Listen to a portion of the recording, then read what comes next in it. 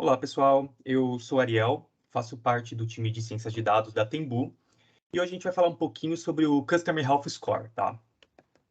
A ideia que eu trouxe para apresentar esse conceito para vocês é com base num caso que a gente teve dentro da empresa, tá? Com um cliente real, e vocês vão entender o porquê é importante implementar o conceito de Customer Health Score num caso real.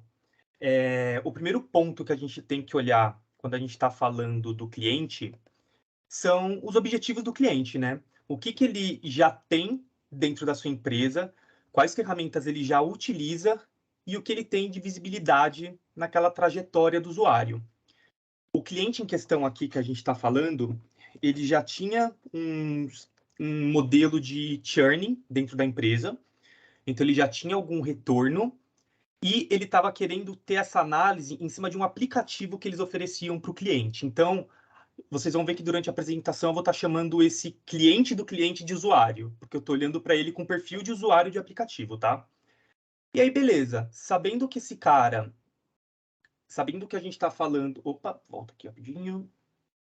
E aí, conversando com o cliente, a gente entendeu que por mais que eles tivessem muita informação daquele aplicativo, eles não sabiam qual eram os pontos mais vulneráveis que o usuário sofria lá dentro, né? O que impactava mais, o que gerava mais estresse. E as informações que eles consideravam relevantes, elas estavam todas descentralizadas. Então, em uma tabela tinha duas informações que eles achavam muito importantes, em outra tabela tinha uma informação. Então, a gente decidiu sentar junto com o cliente e criar um modelo de algoritmo baseado em score. A gente entendeu que eles tinham muitas informações, né, por ser um aplicativo que eles estavam usando, um app, ele tem toda a questão de tráfego do cliente, aonde ele para de fazer determinado processo, se ele finalizou, e a gente conseguiria trabalhar com tudo isso. E aí a gente queria criar o modelo de score para ele. Então, a gente sentou com o cliente e o primeiro ponto que a gente quis passar para eles era a diferença que tem um modelo de score para o modelo que eles já trabalhavam de churning. O ponto pilar assim de diferença é que quando a gente está falando de churning, o churning ele costuma olhar uma dimensão só de negócio, né? Ele vai olhar aquela transação ou algum outro score específico e ele vai dizer o quanto tempo de vida útil aquele cliente teria com base naquele negócio. E quando a gente está falando de score, a gente consegue olhar várias camadas de negócio. A gente pode olhar tanto a transação, quanto o volume, a satisfação do cliente. Então, a gente consegue fazer uma escoragem por serviço. Então, a gente acaba entregando uma solução mais completa do que o churn, que vai dizer só aquele ciclo de vida de um negócio específico. Então, a gente mapeou todo esse cenário do cliente, deu essa explicação para ele do que seria o nosso modelo de score, né? O conceito do score, o conceito do que eles já tinham dentro da empresa e mapeou esses serviços. Esses serviços não, perdão, esses desafios, né? E aí, os principais desafios que a gente tinha era agregar os dados do cliente, definir o entendimento e as métricas que a gente ia utilizar deles, né? Quais são as informações mais relevantes, já que eles não conseguiam nos dizer isso, definir qual modelo a gente ia utilizar, identificar aqueles pontos vulneráveis que também são obscuros para ele e criar uma visão centralizada, já que as bases hoje estão todas em silos de informação, digamos assim. E aí, o modelo que a gente decidiu escolher, né, no caso, o conceito que a gente decidiu trabalhar em cima, é o Customer Health Score. Quando você vai procurar sobre o Customer Health Score na literatura, né, na parte mais acadêmica, você vê que não tem muita coisa consolidada no sentido escrito na pedra, né? Como é um conceito de saúde do cliente, você acaba aplicando muito direcionado a um negócio específico, a um cliente específico, a um caso específico. E você não tem a fórmula mágica.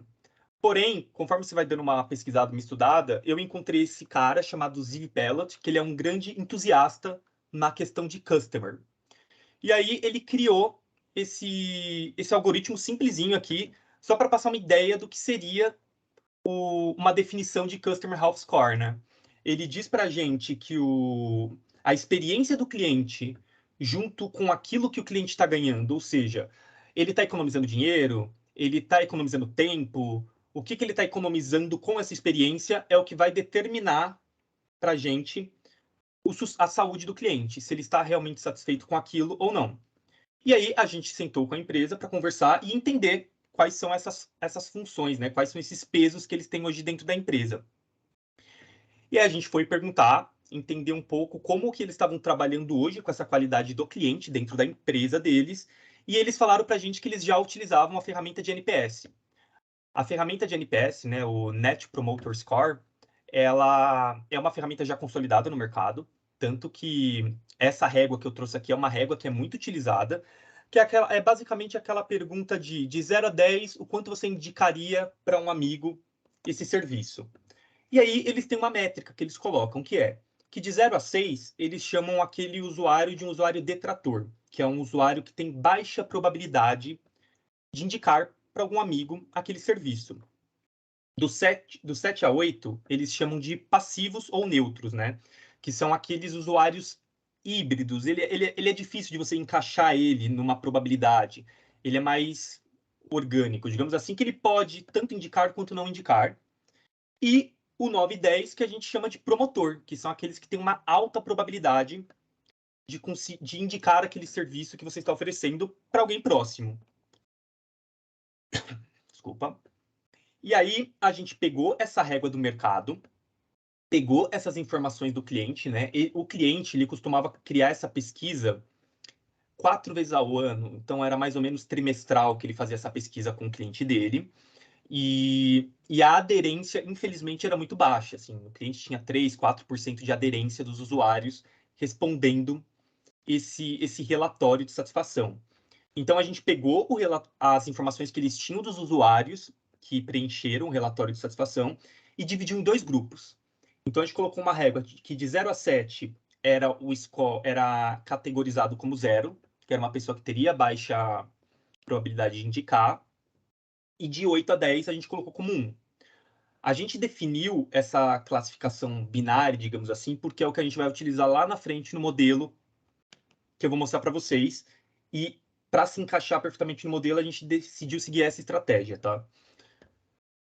Então, beleza. Eu sei que o cliente já tem uma régua, ele já tem aquele NPS que os usuários estão preenchendo, mas ele também sabe que poucos usuários preenchem e ele não tem uma informação muito clara de por que eles estão satisfeitos e por que eles estão insatisfeitos. Então, a gente decidiu entrar nas tabelas e procurar o que a gente chama de features, né?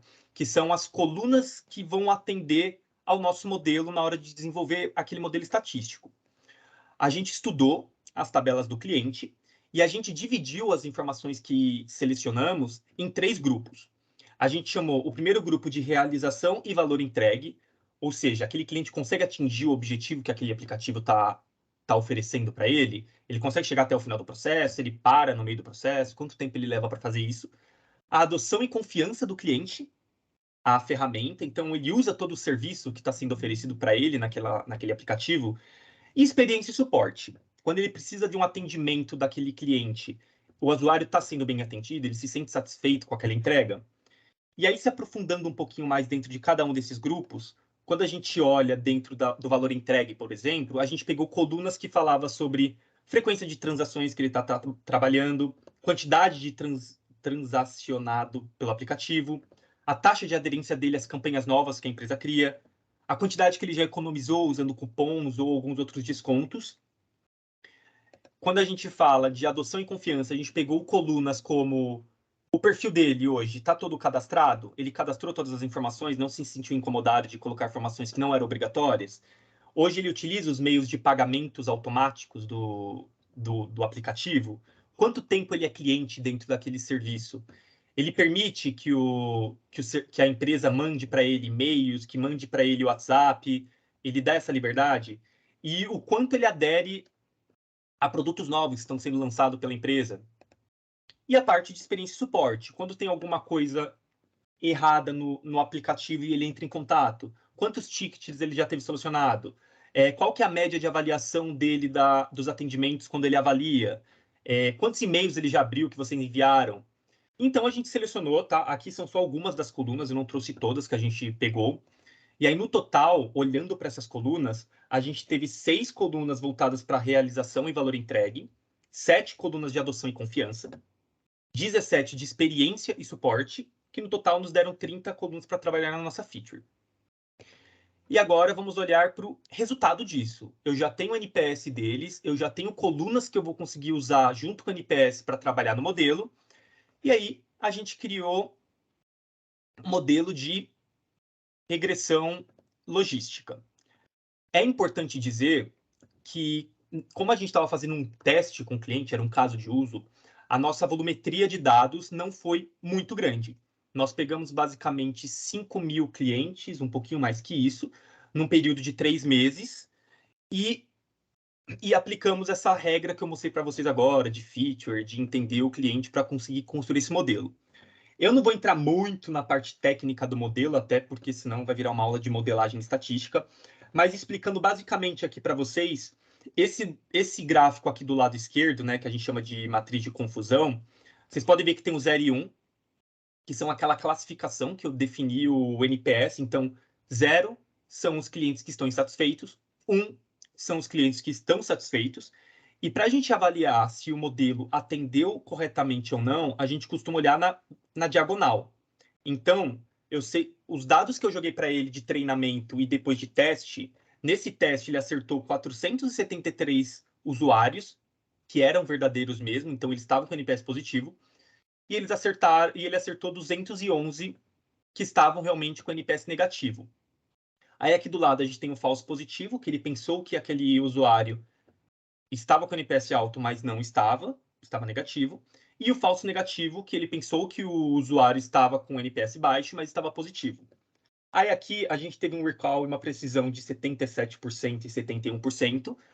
Não é uma porcentagem excelente, excepcional, a ponto de colocar em produção, mas com base na volumetria de dados que a gente teve, a gente consegue mostrar que esse modelo tem um potencial muito grande de ser refinado e conseguir chegar aos seus 85%, 90% fácil. Porque os dois pilares principais que você tem para fazer uma modelagem de sucesso é a qualidade dos dados e a volumetria dos dados. A qualidade dos dados, conforme a gente fez esse refinamento das colunas, a gente conseguiu tratar e deixar ele como dado de qualidade. Porém, a volumetria, a gente estava estipulado com o que o cliente ofereceu para a gente. Como a gente só tinha 5.000 linhas, 5.000 clientes, a gente não conseguiu estender muito e refinar muito esse processo. Aí eu até coloquei um gráfico um pouco mais intuitivo aqui para mostrar para vocês o que o modelo está dizendo, né? Ele está falando que quando a gente olha para os NPS negativos, os clientes que não estão satisfeitos, a gente teve 59% de acerto.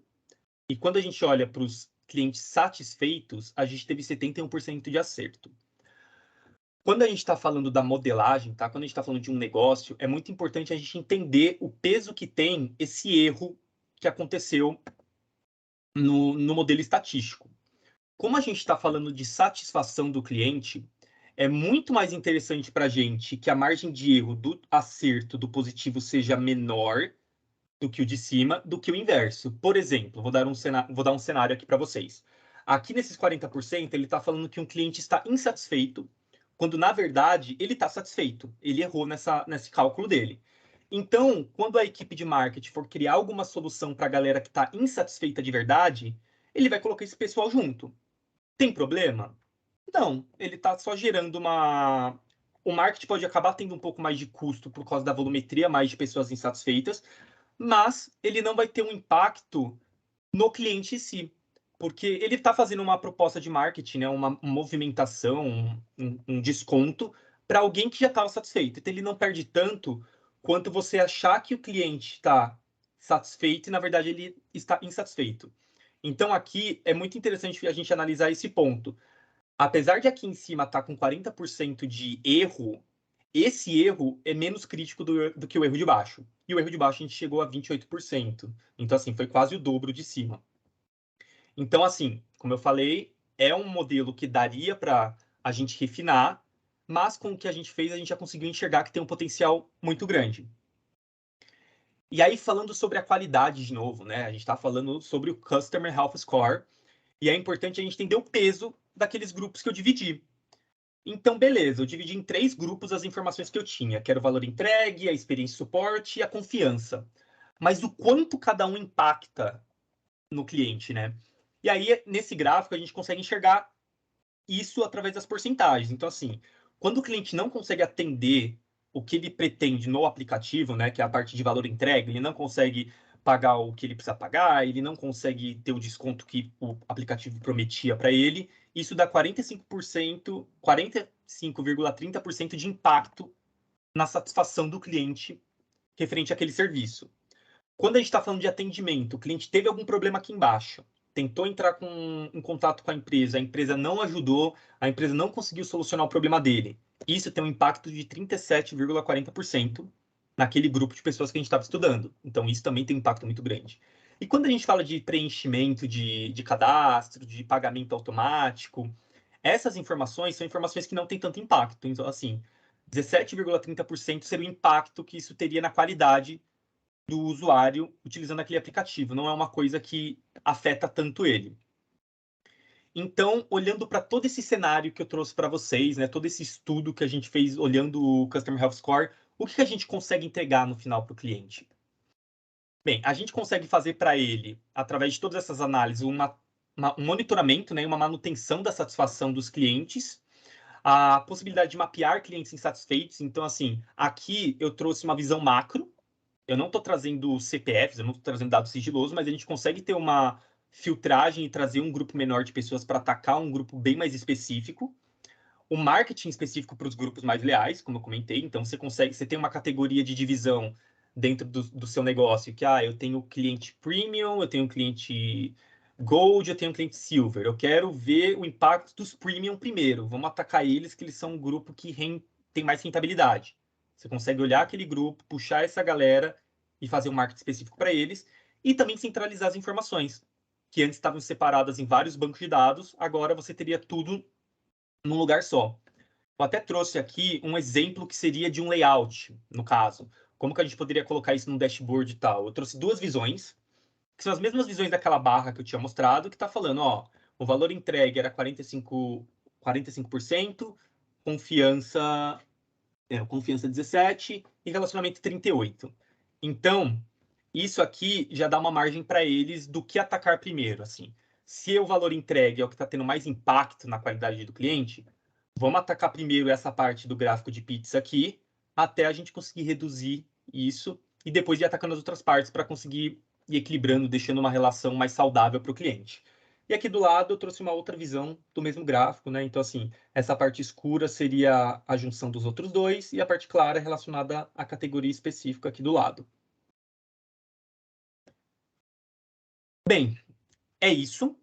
Eu espero que tenha tirado um pouco das dúvidas de vocês. Caso vocês tenham alguma questão, pode entrar em contato comigo, pode entrar em contato com o time de ciência de dados, porque a gente está aqui à disposição para tirar dúvidas. Se tiverem algum negócio que querem implementar uma solução, a gente pode ajudar. E é isso, pessoal. Bom dia, boa tarde ou boa noite.